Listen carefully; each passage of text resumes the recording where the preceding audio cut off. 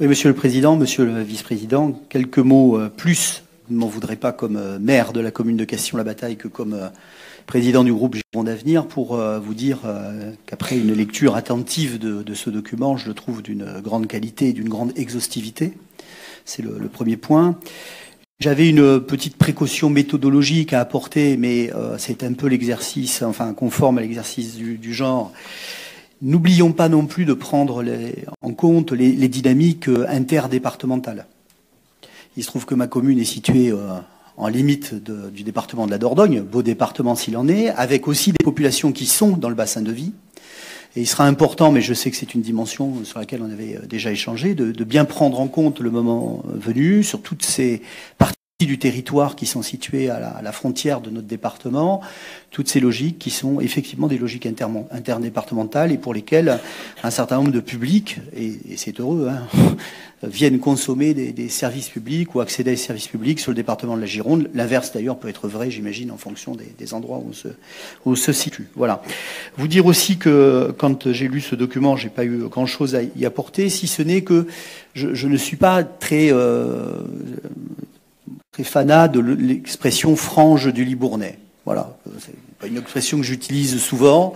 Les franges, je crois que M. Castagnier a souhaité faire plaisir au président. Voilà, donc ah oui, c'était par rapport à la discussion de ce matin sur le reggae, j'imagine.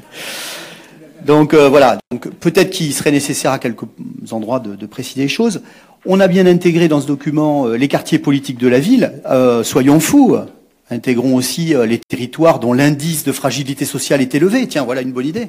Puisque les politiques départementales le prévoient désormais, je pense que ça pourrait être intégré totalement à l'intérieur de ce document. Et puis, il y a un dernier élément de précaution pour vous dire qu'il faudra aussi qu'une fois que l'État aura posé son imprimatur sur ce document, nous ayons une vision cohérente des déploiements de services ou des maintiens de services publics dans nos zones rurales. Je dis juste ça parce que vendredi dernier, nous étions dans une discussion extrêmement intéressante, comme toujours avec les services de gendarmerie nationale, suite à une discussion houleuse avec le sous-préfet de Libourne, dans lequel il était question de revoir les horaires d'ouverture des gendarmeries. Alors voilà, tiens, voilà un sujet qui touche au service public.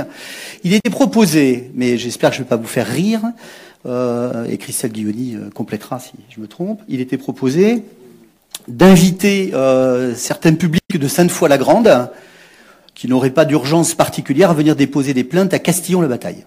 Voilà. Donc c'était vraiment là, on était dans la proximité la plus absolue. Et voilà. Donc soyons vigilants quand même parce que derrière ces politiques sectorielles de l'État, politiques de sécurité du quotidien, il faudra aussi réinterroger la permanence des services publics sur nos territoires et la sécurité n'est pas moins qu'un autre service, un service public. Voilà ce que je voulais vous dire et vous dire que je souscris pleinement à ce schéma départemental pour avoir aussi participé en amont à un certain nombre de travaux.